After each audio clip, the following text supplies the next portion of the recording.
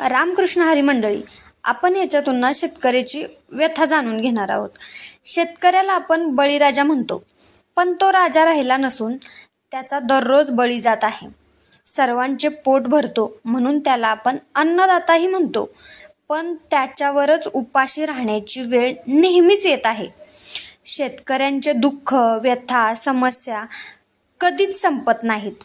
निसर्गाचा लहरीपणा तर त्यांच्या पाचवीलाच पुजलेला आहे. कधी चांगले पीक आले तर बाजारात भाव नसतो, बाजारात भाव असला तर उत्पन्न येत नाही. दुष्काळ, अवकाळी, गारपीट या संकटानेही त्याला घेरले आहे. नैसर्गिक संकटे कमी की काय म्हणून सरकारी धोरणांनी शेतकऱ्यांचा छळ मांडलेला आहे. शेती करणे आता परवडत नाही.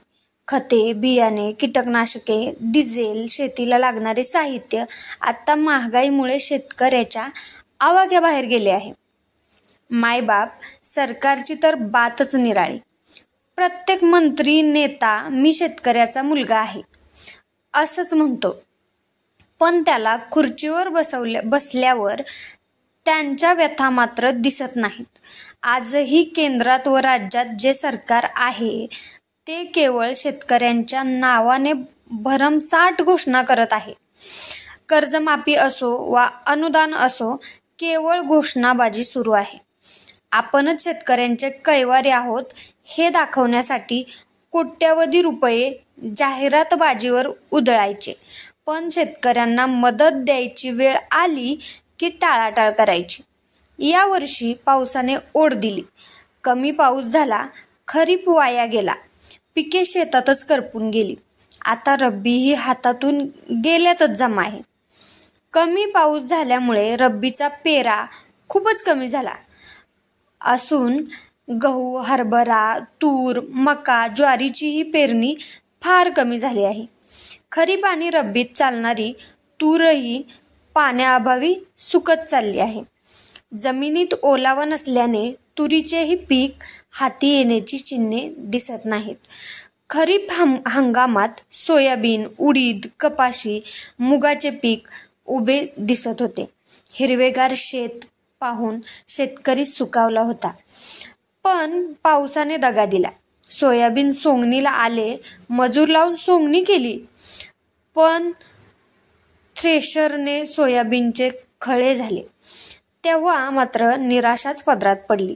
एकरी 3 पोती तर कुठे 4 पोती झाली आणि शेतकरी पुरता हबकून गेला. 1 एकर सोयाबीनला पेरणीपासून काढणीपर्यंत किमान 18,000 ते 20,000 रुपयांचा खर्च येतो. काही ठिकाणी तो 25,000च्याही पुढे जातो. ज्या शेतकऱ्यांना 3-4 क्विंटल सोयाबीन मिळाले त्यांचा खर्चही निघाला नाही.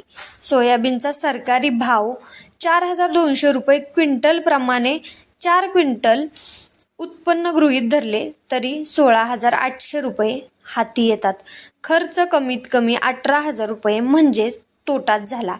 पीक कर्जाचे व्याज वेगळे आणि खाजगी कर्ज घेतले असेल तर तो हिशेब आणखी वेगळाच. उडीद व मुगाचेही तेच हाल झाले. ज्यांच्याकडे सिंचनाची व्यवस्था असेल ते दुसरे नगदी पीक म्हणून कपाशीकडे पाहतात. मात्र अत्यल्प पावसामुळे कपाशीचेही काही खरे नाही. कापसाचाही बाजारभाव 6,500 रुपयांच्या आसपास आहे. म्हणजे तिथेही शेतकऱ्यांच्या स्वप्नांवर पाणीच फिरले. कांद्याने तर यावर्षी शेतकऱ्यांचे दिवाळेच काढले. कांद्याचे पीक चांगले आले. सुरुवातीला बाजारात कांद्याला भावही चांगला मिळत होता, पण शेतकरी विरोधी भाजप सरकारला त्याचे हे सुख पाहवले नाही. त्यांनी कांद्याचे निर्यात शुल्क 40% वाढवले आणि बाजारात कांद्यांचे भाव पाडले. आम्ही विधानसभेत सरकारला जाब विचारला तेव्हा सरकार हलले आणि कांद्याला 350 रुपये अनुदान जाहीर केले, पण ते पैसेही वेळेवर मिळाले नाहीत. पुन्हा अधिवेशनात आवाज उठवला, मग सरकार ताळ्यावर आले. टोमॅटोचेही तेच झाले. सरकार केवळ व्यापाऱ्यांचे हित पाहत आहे. राज्यातील तिघाडी सरकार म्हणजे 1 रुपयात पीक विमा काढला, पण विमा कंपन्या सरकार चे ऐकत नाहीत आणि सरकारचे अधिकारी व कर्मचारी यांनीच पीक आणेवारी 50 पैशांवर नेऊन ठेवली म्हणजे दुष्काळ जाहीर करण्याचा प्रश्नच नाही. काँग्रेस कमिट्यांनी राज्यातील जिल्हा व तालुका स्तरांवर आंदोलने केली. भर दिवाळीत जिल्हाधिकारी कार्यालयासमोर ठिय्या मांडला. शेतकऱ्यांबरोबर काँग्रेस पक्षाने आवाज करत झोपी गेलेल्या सरकारला जागे केले. सरकारने त्यानंतर दुष्काळ सदृश परिस्थितीचा जी.आर. घाईघाईत काढला. पण तोही शेतकरी बांधवांच्या तोंडाला पाने पुसण्याचाच प्रकार झाला. तिघाडी सरकारने जो दुष्काळ जाहीर केला त्यातही राजकारण केले. सत्ताधारी पक्षाचे आमदार, खासदार, मंत्री असलेल्या मतदारसंघातच सरकारला दुष्काळ दिसला. बाकी भागांतील शेतकऱ्यांना वाऱ्यावर सोडून दिले. कर्जमाफीच्या प्रोत्साहनपर 50,000 रुपयांची मदतही अजून लाखो शेतकऱ्यांना मिळालेली नाही. देशाचे पंतप्रधान छत्तीसगडच्या निवडणूक प्रचारात धानाला 3100 रुपये भाव देण्याचे आश्वासन देतात. मग हाच भाव महाराष्ट्रातील शेतकऱ्यांना का देत नाहीत? महाराष्ट्रातही नरेंद्र मोदींच्याच पक्षाचे म्हणजे भाजपचे सरकार आहे. निवडणुकीत शेतकऱ्यांची मते मिळवण्यासाठी केवळ घोषणाबाजी करायची आणि त्या झाल्या की विसरून जायचे. महाराष्ट्रात आजही धानाला योग्य भाव मिळत नाही. धानाला बोनस अजून जाहीर केला गेलेला नाही. मुख्यमंत्री शासन आपल्या दारी म्हणत नुकतेच भंडाऱ्यात आले. सोबत 2 बाजूला 2 उपमुख्यमंत्रीही होते. पण त्यांनी धानाला बोनस जाहीर केला नाही. म्हणे नागपूरच्या अधिवेशनात जाहीर करतो. नागपूरमध्ये घोषणा करायला काही विशेष मुहूर्त आहे का? भंडाऱ्यात घोषणा करून तातडीने अंमलबजावणी केली असती तर शेतकऱ्यांना फायदा झाला असता. पण तसे त्यांनी केले नाही. महाराष्ट्रातला शेतकरी दुष्काळाने होरपळून निघत आहे. मात्र राज्यातील तिघाडी सरकारला त्याकडे लक्ष देण्यास वेळ नाही. एक उपमुख्यमंत्री आजारी पडतात किंवा नाराज होऊन गायब होतात, तर दुसरे उपमुख्यमंत्री विधानसभा निवडणुकीच्या प्रचारासाठी दुसऱ्या राज्यात भाषणबाजी करण्यात व्यस्त असतात. यावर्षी शेतकऱ्यांची दिवाळी अंधारात गेली. त्याला भाजप सरकारच जबाबदार आहे. या सरकारने खरेदी केंद्रे सुरू करण्याची घोषणा केली, पण तरीही अजून कागदावरच आहे. मूठभर व्यापाऱ्यांच्या हितासाठी सरकार खरेदी केंद्रे सुरू करण्यास टाळाटाळ करत असून यामुळे शेतकऱ्यांचे मोठे नुकसान होत आहे. केंद्रातील नरेंद्र मोदी सरकारने मागील 9 वर्षात उद्योगपतींचे तब्बल 25 लाख कोटी रुपये कर्ज माफ केले. पण शेतकऱ्यांना काही द्यायचे म्हटले की हात आखडता घेतला जातो.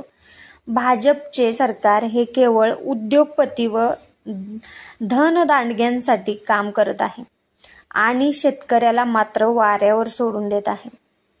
डॉक्टर मनमोहन सिंग यांच्या नेतृत्वाखाली केंद्रात UPAचे सरकार असताना शेतकऱ्यांची 75,000 कोटी रुपयांची ऐतिहासिक कर्जमाफी केली गेली.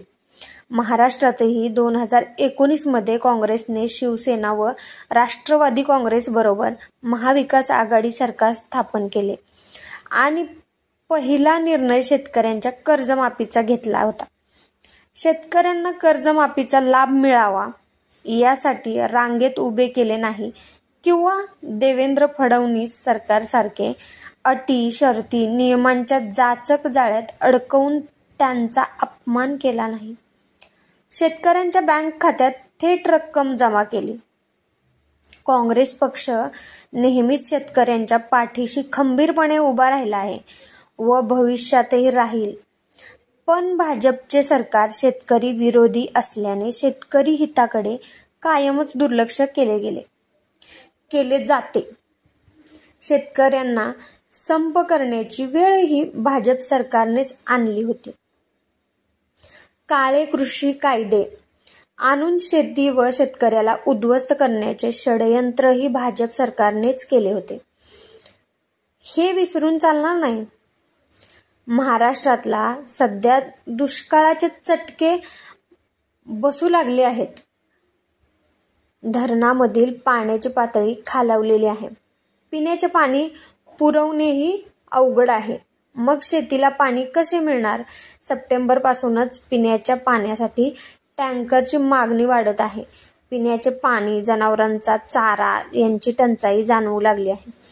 कमी पाऊस व दुष्काळामुळे शेतकरी होरपळून निघाला आहे. शेतकऱ्यांच्या आत्महत्येचं प्रमाण वाढले आहे. राज्यात भयानक परिस्थिती आहे.